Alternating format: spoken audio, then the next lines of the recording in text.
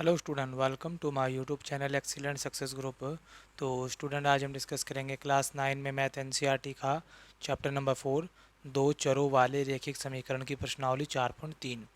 Question number 6 में दे रखा है, एक एचर बल लगाने पर एक पिंड द्वारा किया गया कार्य पिंड द्वारा तय की गई दूरी के अनुक्रमानुपाती होता है।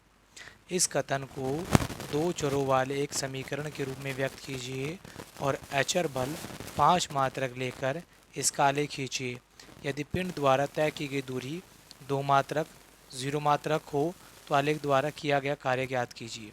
ठीक है, ये हमारा सवाल है। क्वेश्चन ये है, कोई पिंड है, मतलब कोई चीज़ है। इस चीज़ में क्या है, एक एचर बल लगाने पर इसके ऊपर मैंने क्या लगाया, बल लगाया। किया गया किया गया कार्य पिंड द्वारा तय की गई दूरी के अनुक्रमानुपाती है। यानी कि ये जो पिंड जो काम करेगा और इसके द्वारा तय की गई दूरी, इन दोनों में अनुक्रमाती रिलेशन है, मतलब एक दूसरे के ये प्रपोर्शनेट है। ठीक, मतलब इन दोनों में कोई ना कोई रेशो का रिलेशन है। या तो जैसे मान लो 1:5 का रेशो हो गया या 2:3 का, इनके बीच में कोई ना कोई रेशो का रिलेशन है। क्वेश्चन में कहा गया है कि इनको दो चरों वाला एक समीकरण में हमें लेकर सॉल्व करना है। ठीक है, तो हम मान लेते हैं कि इस पिंड द्वारा तय की गई दूरी है, वो मैंने क्या मान लेता हूँ, x मान लेता हूँ। माना कि पिंड द्वारा तय की गई दूरी दूरी को मैं मान लेता हूँ x, और किया गया कार्य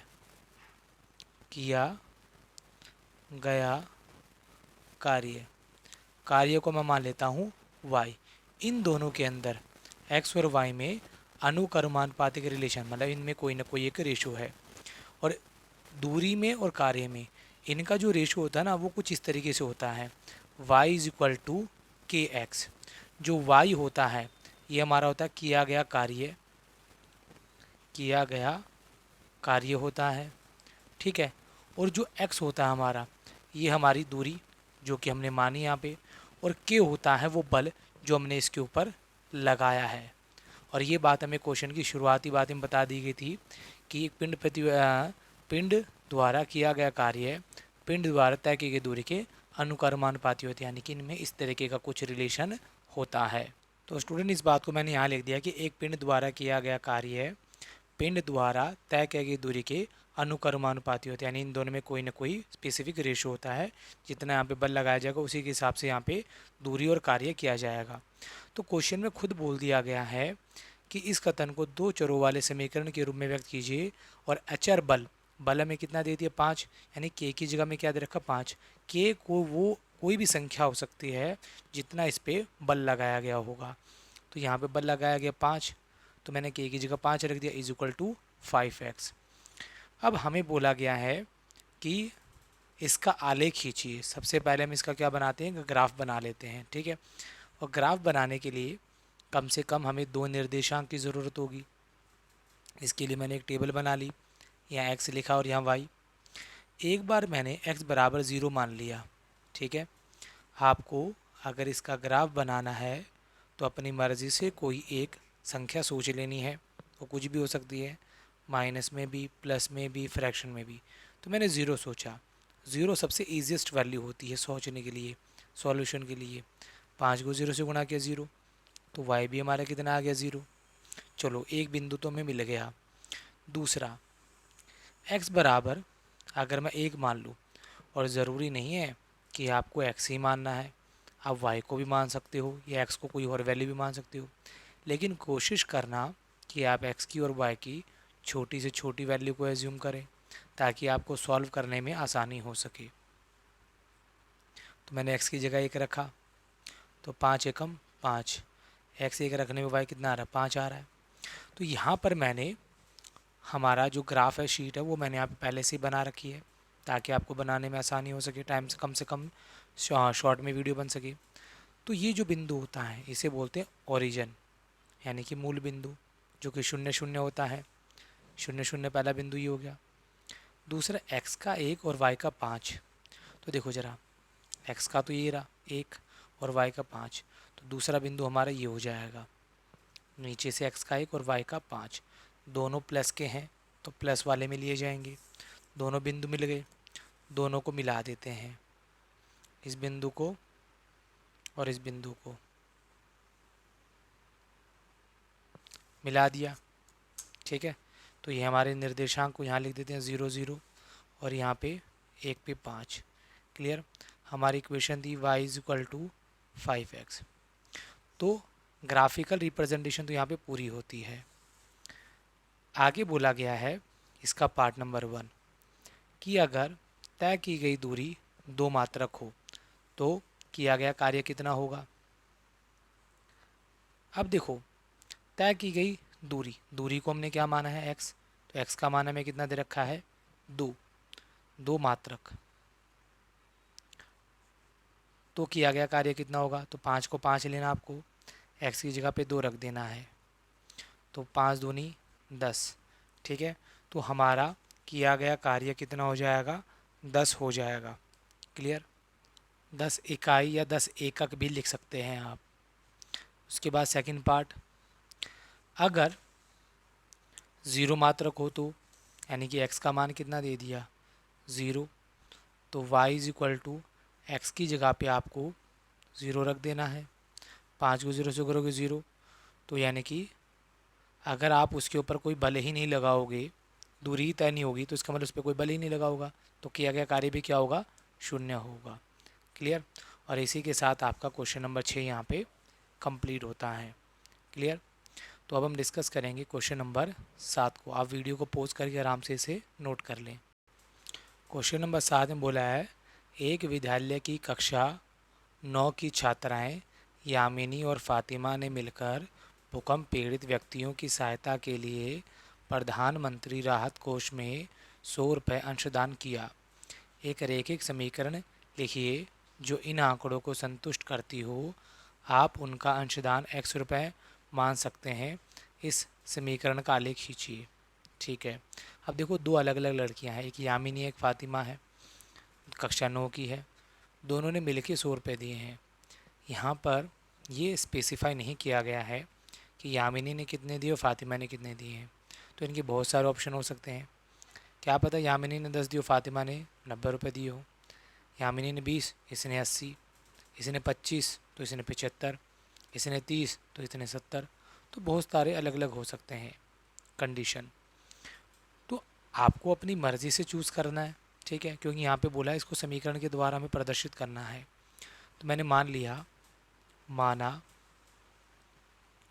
यामिनी का अंशदान, ठीक है, इसका मान लिया x रुपये यामिनी का, और इसी तरीके से फातिमा का भी मान लेते हैं क्योंकि दो हमें चरों में बताना है इसको। फातिमा का अंशदान y रुपये, दोनों ने मिलके, यामिनी ने x दिए, फातिमा ने y दिए, दोनों ने मिलके 100 रुपये दिए हैं। अब x और y की जगह कोई भी मान हो सकता है हमारे यहाँ पे। x अगर 1 है तो ये 99 होगा, मिलकर 100 बनेगा। 10 है तो ये 90 होगा, 20 है तो ये 80 होगा, दोनों का जोड़ हमेशा 100 ही आएगा। एक एक समीकरण में तो बना दिया, अब इनको आलेख भी बनाना है। आलेख बनाने के लिए मैंने एक टेबल बना ली, यहाँ x लिखा, यहाँ y लिखा। एक बार x बराबर मैंने 0 लिया तो यहाँ 0 रखा, तो y बराबर हमारा कितना आ गया 100। x अगर 0 है तो y कितना आया 100। एक बार y बराबर 0 रखा, y बराबर 0 रखा, x बराबर कितना है हमारा 100। ये 0 है, y 0 है, तो x कितना आ गया 100 आ गया। तो कम से कम हमारे पास दो निर्देशांक तो होने चाहिए। अब मैंने यहाँ पे कार्तीय तल को पहले से ही बना रखा है। ठीक है, आप ग्राफ शीट का इस्तेमाल कर सकते हैं, उसके ऊपर इस तरीके से दो लाइन खींच ले। ये आपके दो एक्सिस होंगे, ये एक्स वाला होगा और ये वाई वाला होगा। ठीक है, ये एक्स डैश होगा। ये वाले पॉइंट नेगेटिव के होते हैं, ये सारे पॉजिटिव, ये सारे पॉजिटिव पॉइंट होते हैं, सारे नेगेटिव के होते हैं। क्लियर। अब आपके नंबर देखो 100 हैं। अगर मैं यहाँ पे गिनती लेता हूँ 1 2 3 4 5 6 7, तो ये ग्राफ शीट तो छोटी पड़ जाएगी। इसीलिए मैं इन नंबरों को यहाँ पे 10 का गैप ले लेता हूँ। 10 20 30 40 50 60 70 80 90 100। 100 तो यहाँ पे आएगा, तो 100 का तो बड़ा हो जाएगा। तो मैं इसको 20-20 का गैप ले लेता हूँ, ठीक है, ताकि हमारा ग्राफ छोटा बने, क्योंकि लाइन पार नहीं करनी चाहिए। 20 40 60 80 100 120 140 160, ठीक है। 20-20 का गैप लिया तो यहाँ भी 20-20 का ले लेते हैं। 20 40 60 80 100 120। ये बात ध्यान रहे, अगर आपने 20-20 का गैप लिया है तो सब में 20 का ही गैप चलेगा। ये नहीं है यहाँ 20 ले लिया, फिर 10 का गैप दे दिया 30, फिर 30 का गैप दे दिया 60, ऐसा नहीं होना चाहिए। 20 का तो सब में 20-20 का ही गैप चलेगा। ये पॉजिटिव में, ये पॉजिटिव में, लेफ़्ट साइड में नेगेटिव में, माइनस का 20, माइनस का 40, माइनस का 60, नीचे भी नेगेटिव का माइनस का 20, माइनस का 40। ये हमारा ज़ीरो बिंदु हो गया। तो देखो ज़रा, एक्स तो ज़ीरो है, वाई 100, तो वाई की लाइन ये रही, वाई पे 100 हमारा ये बिंदु आ गया। एक्स पे कितना 100 और वाई कितना है 0, तो एक्स पे 100 हमारा ये रहा। दोनों बिंदु आ गए, दोनों को मिला देते हैं, तो ये 100 और ये रहा 100।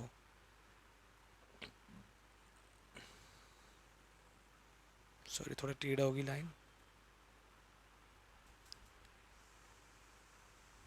तो ये हमारी लाइन कुछ इस तरीके से होगी। यहाँ लिखेंगे 0 पे 100 और यहाँ लिखेंगे 100 पर 0।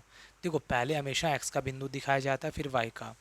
हमारा जो ये बिंदु था पहले वाला, x0 था, y 100, x0 y 100। दूसरा बिंदु x 100, y कितना 0, x 100 y 0।